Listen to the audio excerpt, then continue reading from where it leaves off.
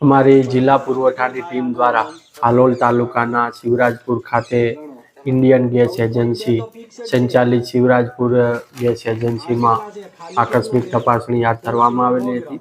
આ તપાસણી દરમિયાન જે ગેસ એજન્સીના સંચાલક છે નીનામા વિરેન્દ્ર કુમાર દ્વારા કોઈપણ પ્રકારના રેકર્ડ નિભાવવામાં આવેલા નથી, જેમાં સ્ટોક રજિસ્ટર જે ખાસ હોય છે, કેટલો જથ્થો આવેલ છે, કેટલો જથ્થો છે ગેસ ધારકોને આપેલો છે તે પણ નિભાવવામાં આવેલ નથી।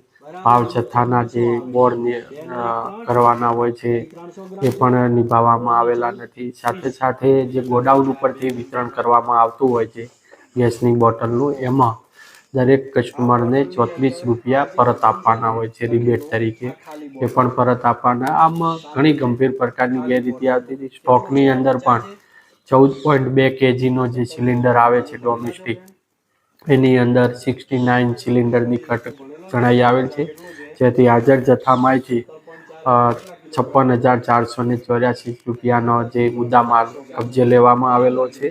સાથે સાથે એમની ગેસ એજન્સીના જે ઓફિસ છે, ઓફિસની પાછળ તપાસ કરતાં સરકારી અનાજ અને તેલનો જથ્થો પણ મળી આવેલ છે।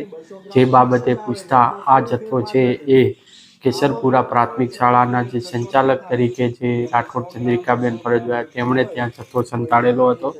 જે મુદ્દામાલ 26,771 રૂપિયાનો એ પણ જપ્ત કરવામાં આવેલો છે અને તાત્કાલિક અસરથી રાઠોડ ચંદ્રિકાબેન જે એમડીએમના સંચાલક છે તેઓને મામલતદાર હાલોલ દ્વારા છૂટા કરવામાં આવેલ છે અને આ ગેસ એજન્સીના સંચાલક તેમજ જે કેસરપુરા પ્રાથમિક શાળાના મુખ્ય શિક્ષક છે તેઓની સામે કાયદેસરની કાર્યવાહી હાથ ધરવામાં આવે છે।